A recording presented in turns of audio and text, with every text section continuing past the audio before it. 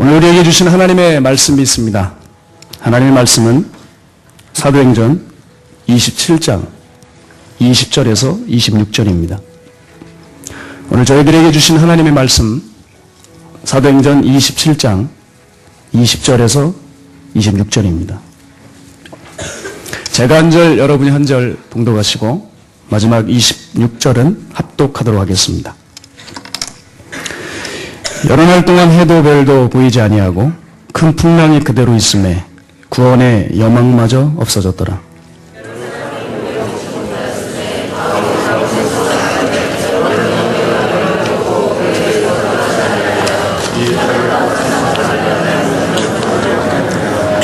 내가 너희를 권하노니 이제는 안심하라. 너희 중 아무도 생명에는 아무런 손상이 없겠고 오직 배뿐이리라.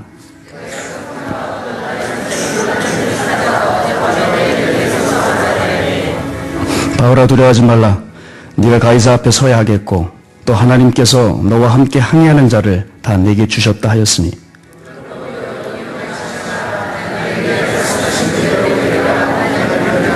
함께 읽습니다. 그런즉 우리가 반드시 한 섬에 걸리리라 하더라. 이제 담임 목사님 나오셔서 더 큰 믿음으로의 인도하심이란 제목으로 말씀 선포하실 때 큰 은혜의 시간 되시기 바랍니다. 우리 기도하겠습니다. 거룩하신 하나님 아버지요, 2011년도를 뒤로 하고 우리는 새 날을 맞았습니다. 하나님, 우리에게는 수도 없는 많은 새날이 있었으나 우리의 마음의 중심이 변하지 않고 우리들의 삶이 가치관이 변하지 않는다면 새로운 날도 아버지요, 작년과 무슨 다른 날이 되겠나이까? 오늘 우리 아버지 앞에 첫날을 하나님 앞에 구별하여 예배를 드립니다. 이 예배 가운데 역사하여 주셔서 우리들의 마음의 문이 열리게 하여 주시고 마음속에 세상의 것들을 아버지시여 태우고 하나님 또한 없애버려 주시사 이제는 주님의 나라의 것으로 채워지게 해 주실 줄로 믿습니다. 그래서 이제는 내가 사는 것이 아니라 우리 안에 계시는 성령님과 예수 그리스도로 인하여 살아가게 하여 주시옵소서. 그래서 하나님, 천국 백성을 이 땅에 당연히 살아야 할 사랑하고 살아가게 하시고 낮아지고 섬기며 하나님 또한 기도와 봉사와 헌신으로 살아갈 수 있도록 꼭 도와주시옵소서. 성령님이 함께해 주시지 않으면 우리는 거듭날 수도 없고 우리가 어떤 자인지 깨달을 수도 없습니다. 성령님이여, 우리에게 함께하여 주시사 하나님, 우리를 낱낱이 볼 수 있는 귀한 은혜의 예배가 되게 하여 주시옵소서. 함께해 주시기를 간절히 소원하오며 구주 되신 예수님 이름으로 기도드렸사옵나이다. 아멘. 아멘. 우리는 모두가 다 하나님 앞에 청함을 받은 믿음의 자녀들입니다. 하나님께 청함을 받았기에 이렇게 나와서 예배를 드릴 수가 있는 겁니다. 그러나 이 가운데에서 택함을 받은 하나님의 백성들이 있습니다. 전부가 다 하나님의 백성, 택함 받은 하나님의 백성이라고 하면 얼마나 좋겠습니까마는, 그러나 다 그렇지는 못합니다. 하나님의 백성으로 택함 받은 사람들은 성경에 그렇게 많지 않다고 말씀을 하십니다. 누가 하나님의 택함을 받은 자녀들이겠습니까? 그리스도의 보혈로 씻김을 받은 사람들입니다.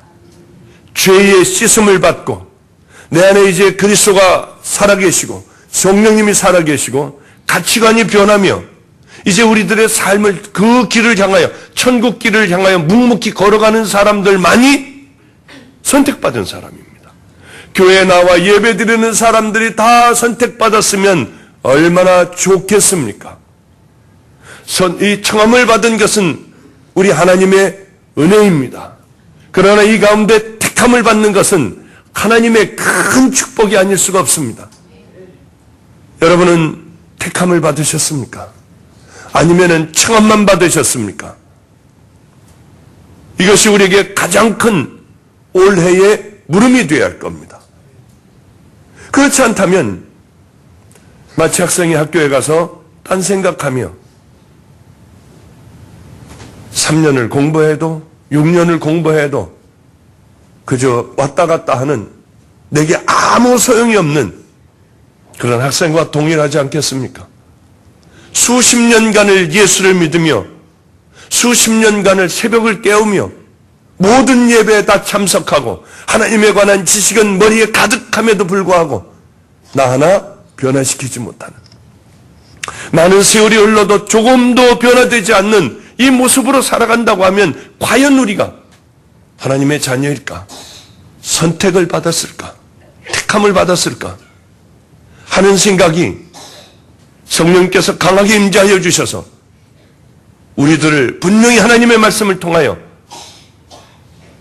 다시 한번 거울로 비춰보는 시간이 되기를 소망합니다. 저는 분명히 믿습니다. 제 자신은 청함을 받았었고 제 자신은 그 청함에 응하여 선택을 받았다고 하는 것이요. 이 땅에서 이렇게 살다가 하나님 앞에 가면 분명히 천국이라고 하는 것을 전 조금도 의심하지 않습니다. 왜냐하면 그리스도의 보혈로 씻겨졌고 세상의 가치관으로 살던 제가 이제는 하나님 나라를 바라보며 제게 유일한 소망은 이 땅에서 잘 먹고 잘 살며 많은 사람들이 저에게 박수를 쳐주는 그 삶이 전혀 아니라 제 삶의 목표는 하늘나라에 가 있기 때문에 청함을 받고 택함을 받은 사람들의 공통점이 있습니다. 세상의 눈을 버리고 세상의 마음을 버렸다는 거예요. 어디에 청함을 받은 사람, 택함을 받은 사람들, 특별히 택함을 받은 사람들의 가장 큰 특징은 세상을 두려워하지 않는다는 겁니다. 하나님 나라의 법으로 살려고 애를 씁니다. 물론 살다가 쓰러지기도 하고 죄도 짓습니다. 내 더러운 본성을 못 이겨 우리는 또 쓰러질 수도 있습니다마는 하나님의 자녀들, 이 땅을 살아가는 천국 백성들은 일어나 십자가를 붙들고 다시 그 나라를 향하여 걸어간다고 하는 거예요. 사람들의 평가나 판단들을 별로 그렇게 중요하게 여기지 않습니다. 우리들 마음의 중심은 하나님을 사랑하고 가장 중요한 것은 하나님을 두려워하고 하나님이 나를 어떻게 생각하실까? 사람의 판단이 아니라 하나님의 판단을 중요하게 여기며 하나님의 말씀을 마음에 담고 가지고 있는 성경적인 지식을 갖고 이 땅에 살아내는 사람들이 하나님의 자녀들입니다. 다 자녀가 아닐 겁니다.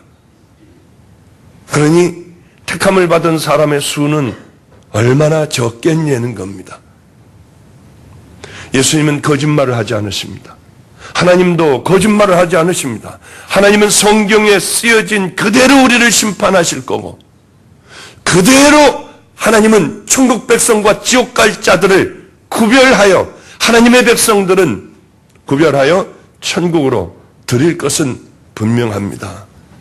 청함을 받은 사람은 은혜예요. 그 중에 택함을 받은 사람들은 하나님의 큰 축복이고 천국의 행운의 자들입니다.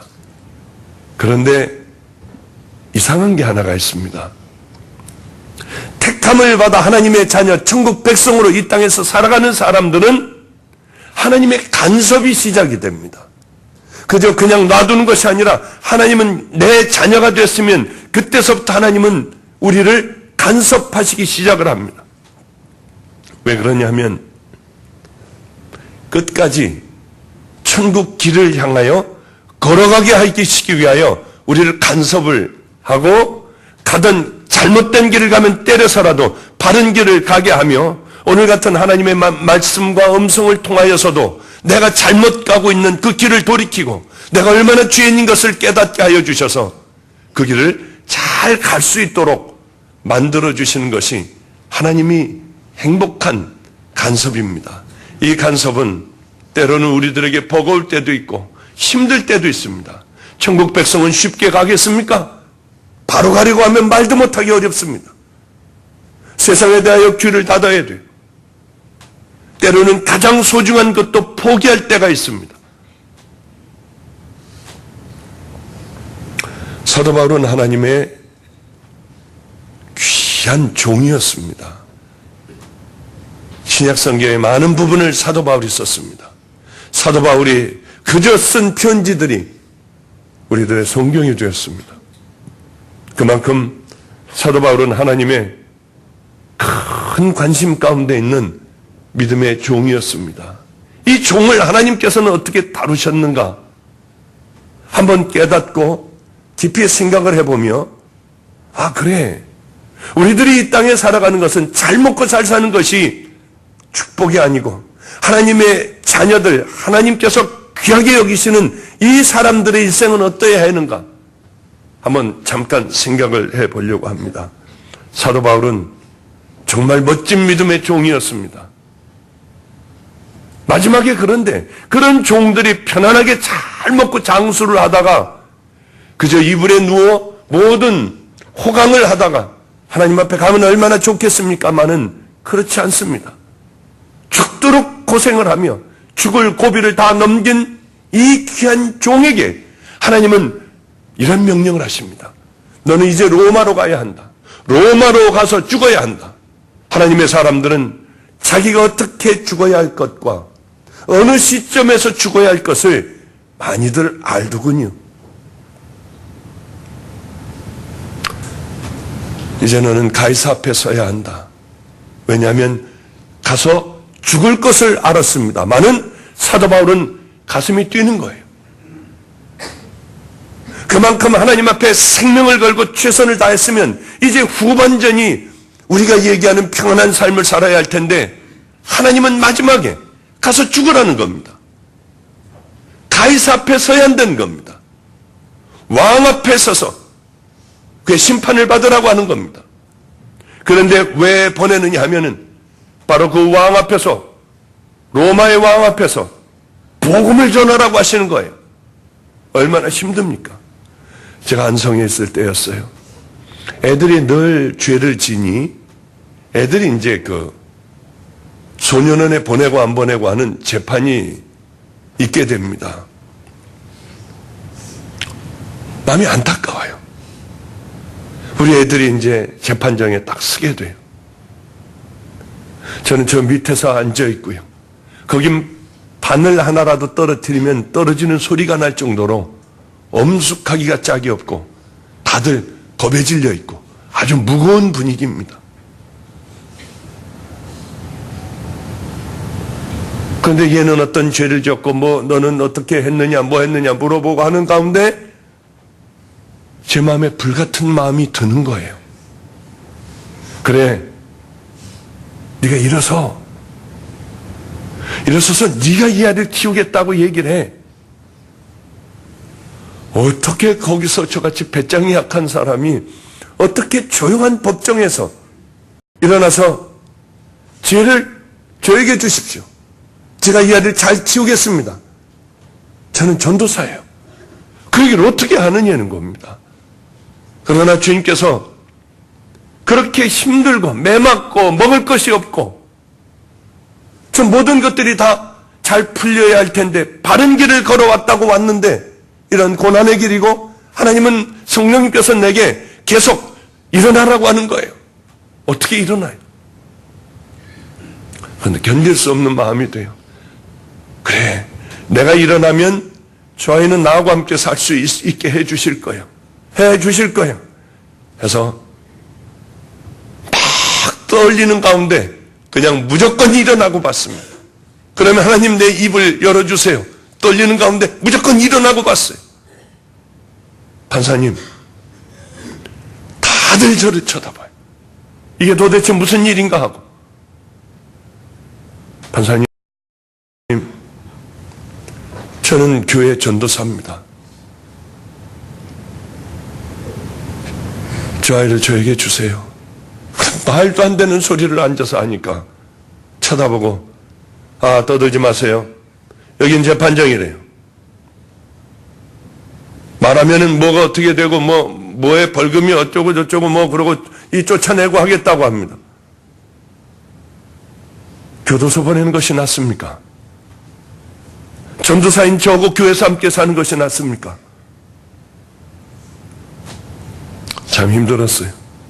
왜 일어났냐 하면 다른 이유는 하나도 없었습니다. 하나님의 명령이고 하나님을 기쁘게 해드리려면 순종하는 길밖에 없었기 때문에요. 쫓겨나기도 했어요. 얼마나 부끄러운지 모릅니다. 그러나 가서 또 그러고 가서 다른 아이 때도 그러고 하여 나중에는 그분들하고 친해졌어요.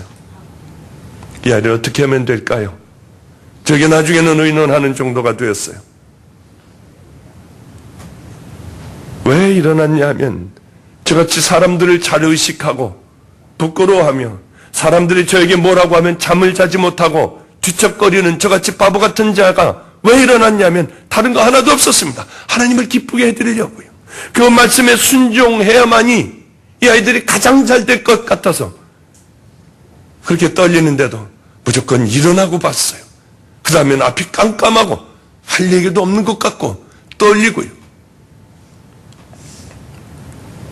사도 바울은 하나님의 명령이었기 때문에 너 이제 로마로 가라.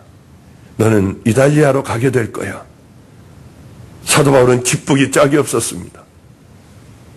그래, 내 목표는, 모든 목표는 로마로 가는 것이야. 가이사 앞에 내가 서는 것이야. 그리고는 이제 로마로 갑니다. 로마로 가면 하나님께서는 죽을 고비를 수도 없이 넘긴 하나님의 위대한 종, 하나님의 용사, 마지막을 죽음을 향하여 로마를 향해 걸어가는 이 하나님의 종에게 비행기를 타고 가게 하든지 고속도로를 내서 편안하게 가게 하든지 호화 유람선을 타고 가게 하든지 하나님은 마지막에 편안하게 가게 해 주셔야 했습니다. 그러나 하나님은 분명히 우리하고 다르세요. 우리의 생각은 이렇지만 하나님의 생각은 전혀 우리하고 다를 때가 참 많습니다. 하나님은 섬기는 걸 좋아하세요. 말없이 섬기고 말없이 낮아지고 말없이 가슴을 치는 이런 하나님의 자녀들을 좋아하십니다. 어제는 혈압이 제가 올랐어요. 저는 저혈압인데 이상하게 머리가 많이 아프고 몸을 잘 움직일 수가 없어서 얼른 내 혈압을 좀 재보라고 했더니 혈압이 150에 90몇인 거예요. 다시 한번 재보라고 했더니 역시 혈압이 그렇게 150몇에 90몇이 계속 나와요. 어느 시점서부터 그렇게 됐느냐 하면은 무슨 일이 있었느냐면 전화 한 통화를 제가 받았습니다. 그 전화는 제 혈압을 올리는 전화였어요. 좀처럼 그런 것에 대하여 별로 반응을 하지 않는데 어제는 왜 그렇게 예민하게 반응을 했는지 모릅니다. 우리가 노숙하는 분들을 섬겨요. 그런데 푸드뱅크라고 하는 곳에서 우리에게 빵을 줬습니다. 늘 빵을 줬어요.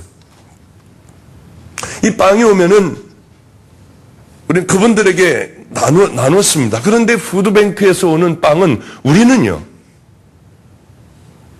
우리 집 아이들이 있지만은 우린 6개월, 7개월 넘은 라면도 우린 먹었어요.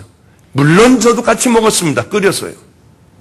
그걸 다른 사람에게 주면 욕먹을 것 같아서 우리는 우리 집에서 끓여 먹었어요.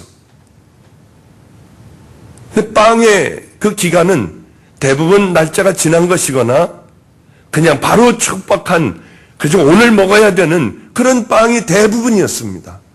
빵은 먹으면 잘못하면 탈이 날 수가 있잖아요. 그래서 겨우 날이 지나간 건, 겨우 그 날이 된 것은 우리가 예전에는 잘라서 새신자가 오면은 새신자와 함께 그걸 나눴습니다. 왜냐하면 놔둬봐야 썩고 못 먹을 빵이에요. 그런데 우린 그렇게 새신자들하고 그저 먹고 얼른 이걸 먹어 치워야지 땅에 묻어버릴 수는 없지 않습니까? 그래서 함께 나눠 먹은 것이에요. 어느 분이 푸드뱅크에 전화를 걸었습니다. 방주교에서는 노숙자를 주라고 한 빵을 다 나눠 먹습니다. 저는 몰랐어요. 우리가 블랙리스트에 노숙하는 분들에게 줄 모든 것들을 우리가 다 옆에서 가로채서 먹고 있는 교회로 낙인이 찍혀서 이제 우리 교회에 그런 것 안 보내기로 결정을 한 블랙리스트에 들어가 있을 줄은 꿈에도 몰랐습니다. 얼마나 화가 났는지요. 박보영 목사가 악하다고 하는 건 괜찮은데 방죽교회가 그렇다고 하는 것은 참을 수가 없었어요.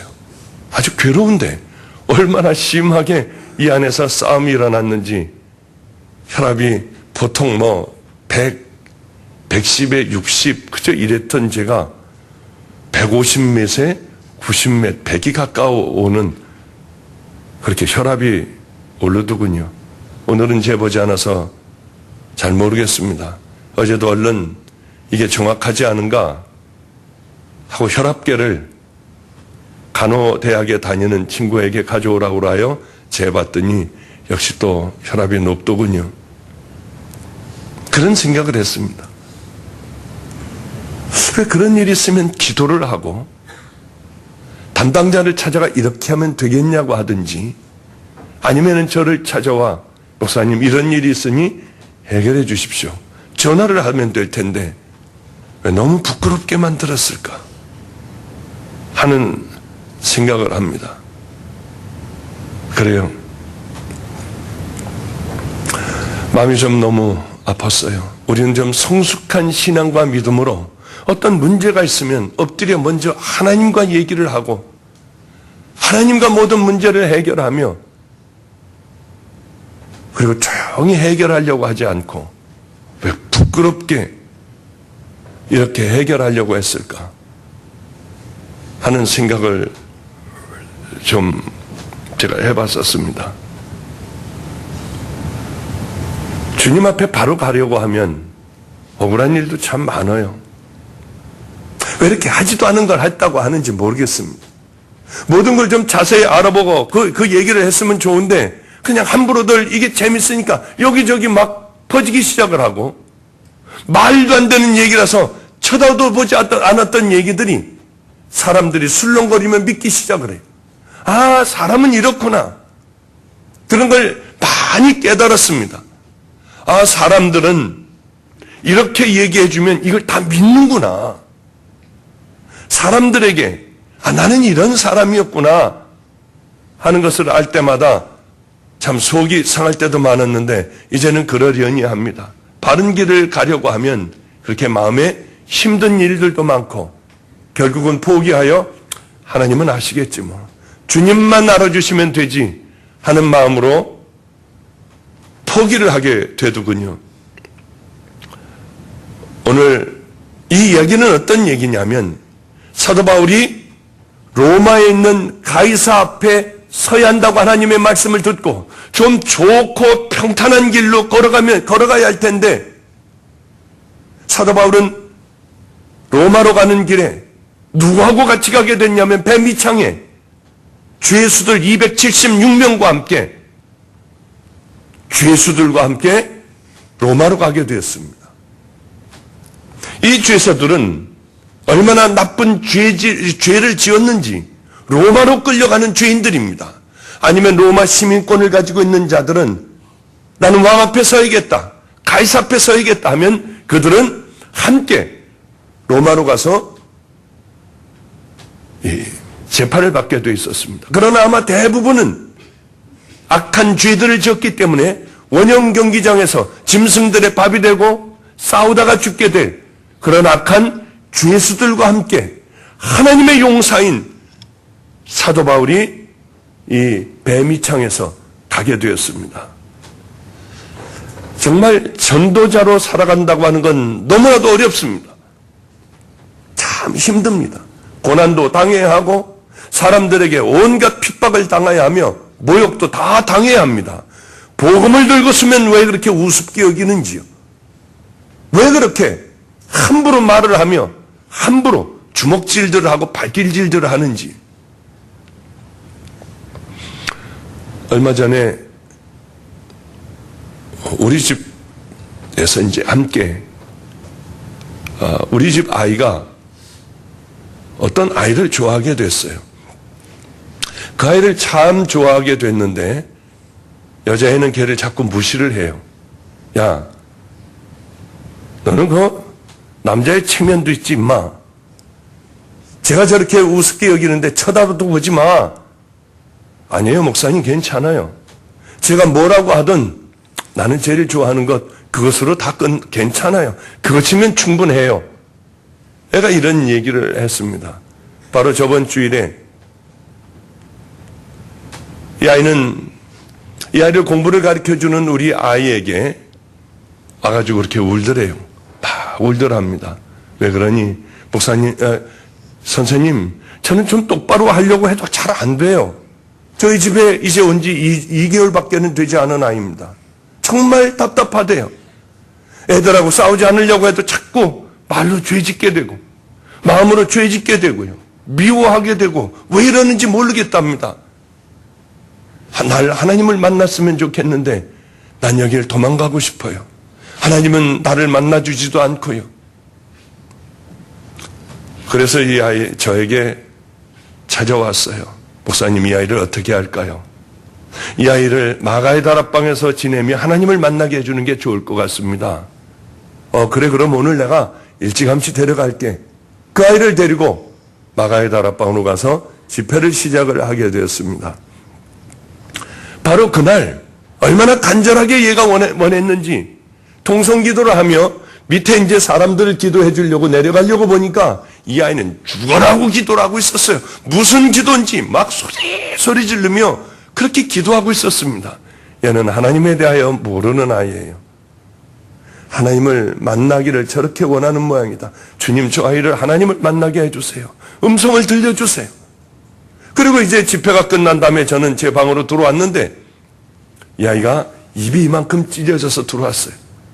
목사님, 기도를 하는데요, 혀가 이상하게 돌아가기 시작을 하고 바른 말을 하려고 내가 잘못됐나 하고 똑바로 얘기를 하려고 하는데 자꾸 이상하게 혀가 돌아가고 이상한 말이 나왔어요. 그러니 그게 방언이에요, 목사님 하고 그 아이는 좋아했습니다. 제가 이렇게 물어봤어요. 야, 너 그 아이를 사랑하는 마음하고 네가 방언을 한 오늘과 어떤 게 더 기쁘니? 하고 슬쩍 물어봤더니 목사님, 그건 비교할 수가 없어요. 하나님을 만나 방언을 하는 것은 어떻게 제가 짝사랑하는 그것하고 비교할 수가 있겠어요? 하나님이 나와 함께 해주신 게 훨씬 더 저는 기뻐요. 세상에서 오늘이 제일 기쁜 날이에요. 밤이 되자 이 아이는 옷을 입고 산으로 올라가 그 추운 밤에 밤 12시가 넘도록 기도를 하다가 빳빳하게 얼어가지고 들어왔어요. 얼마나 이쁘겠습니까? 그래, 너 나하고 오늘 함께 밤에 같이 자자. 예, 목사님. 아이가 들어놓았어요. 뭔 기도를 그렇게 했니? 목사님, 이제는 하나님이 계신 걸 알게 해주셨으니까 눈으로 좀 보게 해주세요. 그러니까 옆에 있던 아이가, 현창아, 우린 죄인들이라서 하나님을 볼 수가 없어. 우리 현창이는 너무 좋겠네. 오늘 우리가 열심히 회개를 하고 우리 주님의 보혈로 우리가 씻겨지고 간절하게 주님을 원하면 주님은 내게 나타나실 거야. 이 얘기를 하는 이 아이 얼굴이요, 거룩해 보이는 거예요. 깜짝 놀랐어요. 내일은 저 아이에게 물어봐야지. 그 다음날 저하고 둘이 있을 때 거룩했던 그 아이에게 물어봤어요. 너 하나님의 음성을 듣지? 바른 대로 얘기해. 가만히 있다가 나는 내 영적인 멘토니까 바른 대로 얘기해봐. 예, 하나님의 음성을 들어요. 언제 듣니? 나가서 전도를 하다가 어떤 사람이 저 멱살을 잡고 발로 차기도 하고 그래요. 그럴 때 그 사람이 가고 난 다음에 하나님, 나 같은 걸 하나님의 도구로 삼아주시고 나 같은 걸 복음을 전하다 매를 맞게 해주시니 감사해요. 바로 그때 하나님의 음성이 들려요. 목사님, 추운 겨울에 그냥 하나님이 좋아서 나가서 기도하다 보면 주님은 제게 말씀하세요. 맞아요. 가에게 말씀하실 거예요. 분명히 하나님께서는 저에게 말씀하실 거다. 야, 너는 데이트 좀 해야겠다. 세상에 대하여 그렇게 모르니 내가 좋은 아이를 하나를 소개시켜 줄게. 괜히 한번 그래 봤습니다. 싫어요, 목사님. 왜 싫으니? 제가 하나님 사랑하는 마음이 여자로 인하여, 여자친구로 인하여 분명히 잘못 뺏길 것 같고 잘못된 음란한 생각도 가질 것 같고 하니까 저는 평생 하나님 이렇게 사랑하며 혼자 살아갈 거예요. 얼마나 이뻤는지 모릅니다. 그래, 나는 분명히 하나님의 음성을 제대로 잘 듣고 그 음성 따라 귀하게 살아가는 아이구나 하고 생각을 했습니다. 맞아요. 우리 주님을 정말 만나면 하늘나라의 가치관을 두고 살아간다면 우리는 흔들릴 수 없는 증인이 되어버립니다. 십자가를 만난 하나님의 자녀들은, 택함을 받은 천국의 백성들은 절대로 세상과 타협하고 살 수 없고 하나님의 사랑을 뺏길까봐 가장 그것이 이 땅에서 두려워하며 살아가는 그 사람들이 하나님을 만난 믿음의 사람들입니다. 전도할 때 얼마나 힘든지 몰라요. 전도를 하면 사람들에게 무시를 당해요. 저는 죽어갈 때가 있었습니다. 죽어갈 때 내가 이렇게 죽어서는 안 돼. 왜냐하면 한 명도 구원하지 못하고 같이 만나는 애들은 다시 도둑질하는 것으로, 다시 남을 때리는 것으로, 다시 깡패로 돌아가는 그 아이들을 보며 한 명도 구원하지 못한 것 같아요. 많은 세월들을 전도를 그렇게 많이 했지만 한 명도 구원하지 못한 것 같아요. 내가 이렇게 하나님 앞에 갈 수는 없다고 생각하고 이제 죽으려고요. 전화도 다 빼놓고 교회 문도 다 잠궈버렸습니다. 이렇게 하다가 빨리 죽었으면 좋겠다. 아니야, 난 이렇게 갈 수가 없어. 한 명이라도 구원하고 가야 돼. 하나님 마지막으로 힘을 주셔서 나가서 전도 한번 하게 해주세요. 그러고 무릎으로 기어 나갔어요. 하나님, 여긴 층계예요. 여기서 굴러 떨어진다고 하면 하나님을 망신시켜 드리기 싫어요. 걸어 나갈 수 있게 해주세요. 난간을 붙잡고 부들부들 나가 복음을 전했어요. 지나가는 사람을 꽉 붙잡고 놔주지 않았어요. 이 사람은 미쳐가 미친 사람인 줄 알고 막 뛰어내려고 하고요. 막 손을 비틀어도 저는 안 놔줬어요. 저는 미친 사람이 아니에요. 딱 2, 3분만 제 말씀을 들어주세요. 사정이 있어서 그래요. 이분은 꽉 힘줬던 그 손을 풀기 시작을 했고요. 얘기해보라고 했어요. 간절한 마음으로 복음을 전했습니다. 생명과 같은 제 시간이었어요. 제게는 가장 중요한 시간이었어요. 울면서 예수를 믿으라고 했습니다. 제가 불쌍했는지 이제 놓고 얘기해도 다 듣겠대요. 놓고 구겨진 그 아저씨 옷을 보며 부끄러웠어요. 미안했습니다. 아저씨, 저는 사실 몸이 아파요. 아저씨, 예수 믿어봤나요? 나는 믿지 않아 봤어. 복음을 전했는데, 그럼 이번에 교회를 어디로 나가면 되겠네요. 저는 죽을 거니까 다른 교회 십자가 저쪽 교회를 한번 가보라고 했습니다. 그날 목숨을 걸고 나갔기도 하는데 왜 그렇게 전도가 잘 되는지, 오랫동안 전도에서도 한 명도 구원하지 못했는데 그날은 다 예수를 믿겠다는 거예요. 아, 이렇게 사는 거구나. 전도는 이렇게 하는 거구나. 아, 그래, 설교도 이렇게 해야 하고 믿음의 길은 이렇게 가야 해 하는 생각을 참 깊이 했었던 때가 있습니다. 전도를 하면 모욕을 당해요. 능멸을 당해요. 많은 사람들에게 손가락질을 받아요. 바른 길을 가자고 하면 억울한 일도 많이 생깁니다. 물질적인 손해도 많이 봐요. 잘라버리고 뒤로 돌아설 때도 참 무너지는 마음으로 돌아설 때도 있어요. 그러나 하나님은 다 그것을 가장 귀한 선물로 바꿔주시는 분이라고 하는 것을 후에야, 이제 제가 61세가 됐습니다. 61세가 돼서야 아, 하나님의 나라는 이렇구나 깨달았습니다.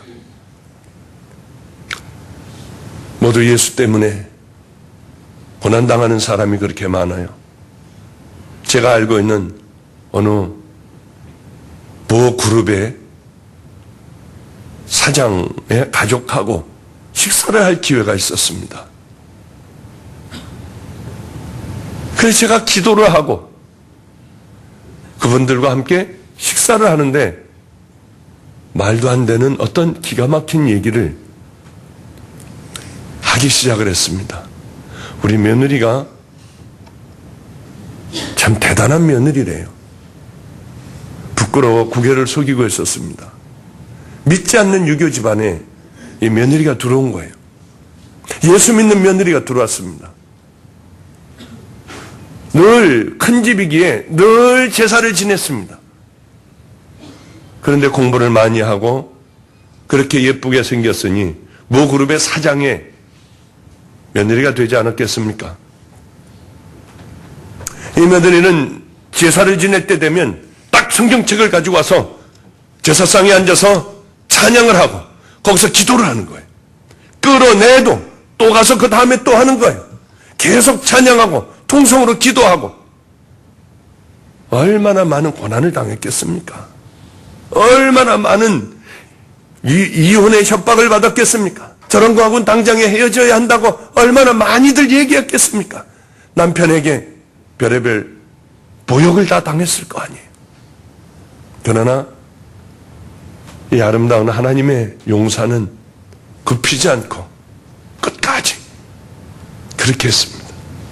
결국은 그 집안이 다 예수를 믿게 됐고요.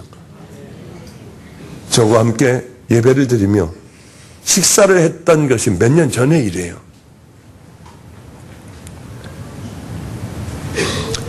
얼마나 고난인지 모릅니다. 그러나 많은 세월이 흐르고 난 다음에는 하나님께서 도대체 왜 그러셨는가를 깨닫고 알게 합니다. 사도 바울은 하나님의 용사였습니다. 이제 가이사 앞에 가는데 그는 죄수의 몸으로 가게 돼요. 하나님께서는 죄수의 몸으로 가는 길밖에 없다고 판단을 하시고 사도 바울을 죄수의 몸으로 가게 합니다.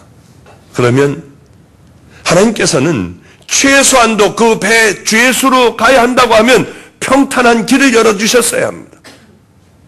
고속도로를 내 빨리 로마를 향하여 가게 했어야 합니다. 왜? 그 안에는 하나님의 용사가 하나님의 사람이 타고 있으니까요. 그런데 얼마 안 돼요.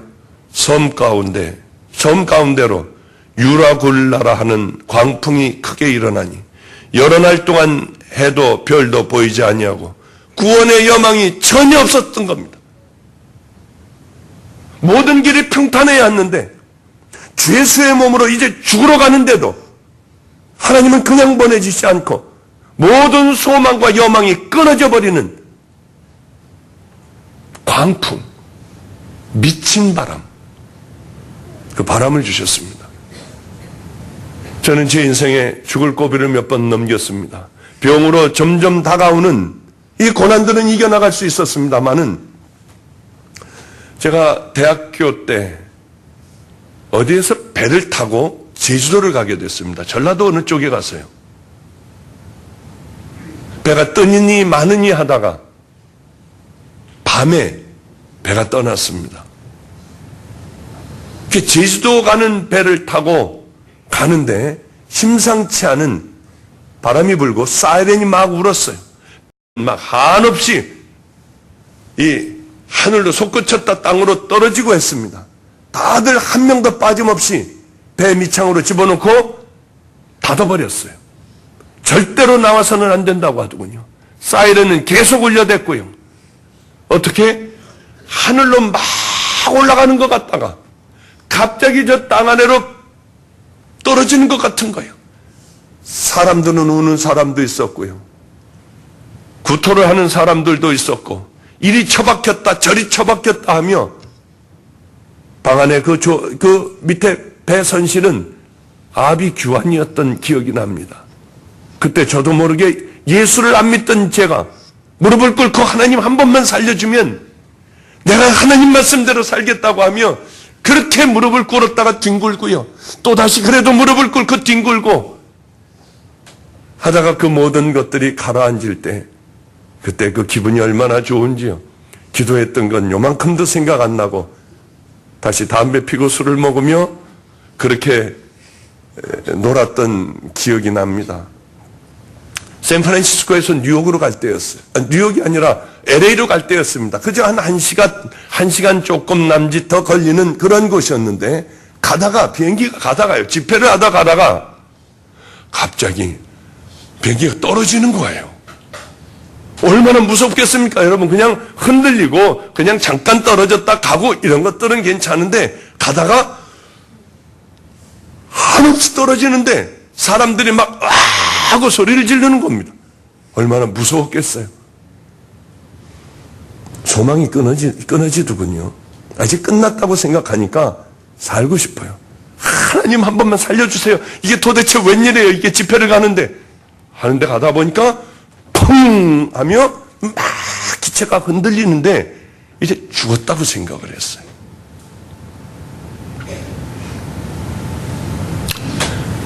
살 여망이 없어요. 구원될 가망성이 없는 것 같은 거예요. 갑자기 그게 오니까 뭐 그냥 빨리 회개하고 하나님 주님 저 가요 하는 게 아니라 살려달라고 막 악을 쓰고 저도 막 이거 어떻게 해야 될지 모르겠는 거예요. 나도 죽을 준비가 안 돼 있는 사람이구나. 그때 크게 회개했습니다. 사도 바울이 탄 배는 우리의 10배였을 겁니다. 도무지 가망이 없었어요. 사도 바울은 능력의 종이었습니다. 루스드라에서 전도할 때 돌에 맞아 죽은 줄 알았어요. 갖다 내버렸는데 다시 와서 복음을 전하는 거예요. 빌립보 감옥에서도 귀신을 쫓았다고 옥에 갇히고 매도 맞고 별의별 짓을 다 당했습니다. 그러나 1차 전도여행, 2차 전도여행, 3차 전도여행, 하나님의 용사가 되어 이제 두려움 없이 사역을 하는 사도 바울에게 하나님은 아직도 훈련이 필요하신 모양이었습니다. 왜 그러셨을까? 왜 하나님은 이 용사에게 죽으러 가는 그곳에 다시 한번 죽을 고비를 허락하였을까? 우리는 깨달아야 돼요. 목마른 사람이, 갈증에 죽어가는 사람이 물을 찾아요. 암에 걸려 죽어가는 사람이 바로 그 질병에 대한 명의를 찾게 돼요. 결국은 그 의사를 만납니다. 사도 바울은 다마스커스를 향하여 말을 달리다가 예수를 만났습니다. 그리고 이제 또다시 주님의 음성을 듣게 돼요. 그렇게 살 수 있는 가망이 없을 때 내가 너희를 권하노니 이제는 안심하라. 너희 중에 생명은 아무 손상이 없겠고 오직 배뿐이니라. 내가 섬기는 하나님이 어젯밤 내게 말씀하시되 바울아 두려워 말라. 내가 가이사 앞에 서야 하리라 말씀하셨느니라. 그러니 너희는 안심하라. 죽을 수밖에 없는 마지막에 사도 바울은 하나님 앞에 기도했을 때 다마스커스에서 사울아 사울아 부르시던 우리 주님은 모든 소망이 끊어진 사도 바울에게 다시 나타나 걱정하지 마. 그저 잃는 것은 배밖에 없을 거야. 모두 다 살아나 너는 가이사 앞에 내 뜻대로 설 거야. 하나님이 다시 말씀을 하셨어요. 주님 앞에 사도 바울은 섰고 그는 순교를 했습니다. 하나님의 사람들은 하나님의 뜻대로 살아가는 것이 이 땅의 가장 큰 기쁨이에요. 그래서 아마 저도 내가 너하고 가장 가까이 있었을 때가 안성이란다. 그래서 저는 자꾸 안성이 그립고 안성 타령만 하는지도 몰라요. 그래도 가만히 생각을 해보면 나도 가치관이 많이 변했구나. 그래 이제는 하나님이 기뻐하실 그 일을 기뻐하는 사람이 됐구나 생각을 합니다. 얼마 전에 여러분에게 말씀드렸죠. 아버지가 자고 엄마는 두 아들을 데리고 4살, 6살짜리 아들을 데리고 살 길이 없어 먼저 연탄불을 들여놓고 아이들이 실신하자 두 어린 아이를 다리를 꼬고 못 도망가게 하고 엄마는 바로 소천을 했습니다. 다 다행히 아이들 둘이 살았어요. 이 아이들은 다리를 다 잘라야 한다고 했습니다. 썩어가기 때문에 서울대학병원에서도 한 아이는 두 다리를 자르고 한 아이는 한 다리만 잘라야 한다고 했어요. 그리고 다리를 자르고 절로 보낸다고 하더군요. 절에서 데려가기로 했대요. 저는 기도하기 시작했어요. 말도 안 되는 기도를 했습니다. 하나님, 이 아이를 혹시 저를 주실 수 있나요? 저를 만나 저 같은 죄인을 이 길을 가게 해주신 하나님, 이 아이들에게도 제가 그 예수를 만나게 해줄 거예요. 그래서 이 아이들이 자살의 영 가운데 평생을 고통스럽게 사는 게 아니라 죽을 저를 살려주신 하나님, 이 아이들도 살려주셔서 귀한 믿음의 길, 종의 길을 가게 한번 제가 해볼게요. 하나님은 기적을 베푸셨어요. 이 아이들의 다리를 자르지 않게 해주셨어요. 그 사람들의 마음을 변화시키셨습니다. 며칠 전에 저에게 왔어요. 이 아이들은 얼마나 번쩍스럽고요. 정신과 약을 먹어요. 얼마나 산만한지 모릅니다. 그래도 그렇게 이쁠 수가 없어요. 매일 하루에 한 번씩 그 아이들을 붙들고 기도를 해주면 이 꼬마들은 기도는 받아야 한다는 것을 알았는지 아니면 멋진 종이 될 가망성 있는 놈들인지 기도할 때는 끝날 때는 항상 개구장이들처럼 아멘 하고 소리를 질러요. 참 행복합니다. 제게 있어서 가장 오래의 기쁨이었다고 하면 방산재단이 생긴 게 아니에요. 환희보육원이 생긴 게 아니에요. 뭐가 소유로 사람들이 저를 알아주기 때문에 기쁜 것 하나도 없어요.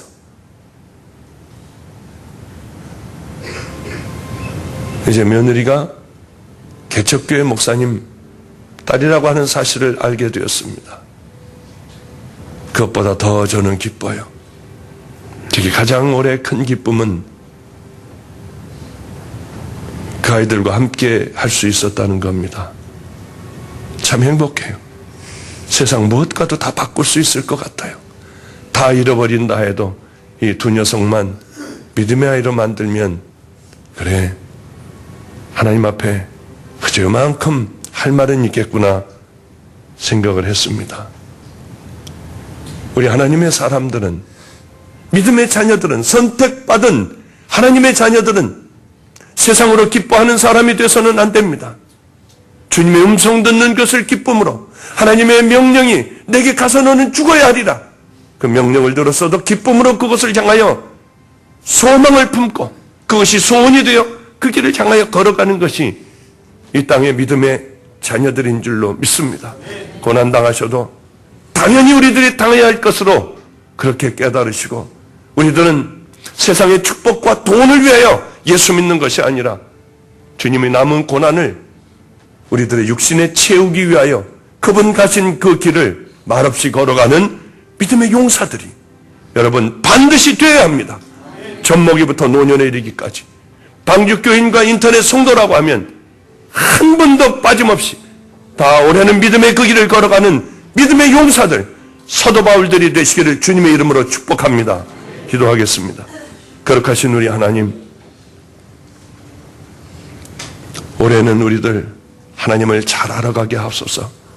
하나님의 생각과 우리들의 생각은 너무나도 다르다는 것을 너무 잘 압니다. 어리석은 것을 바라지 않게 하여 주시고, 우리는 예수님을 믿으며 하나님 그리 아니하실지라도 이 땅에서 고난과 멸시와 천대와 손해를 본다 할지라도 우리 주님이 나와 함께 하신다면 그것이 가장 큰 기쁨이게 하여 주시옵소서. 이제는 부쩍 자란 신앙으로 그 길을 향하여 말없이 걸어가는 하나님의 자녀들 되기를 간절히 간구하며 구주 되신 예수님 이름으로 기도드렸사옵나이다. 아멘.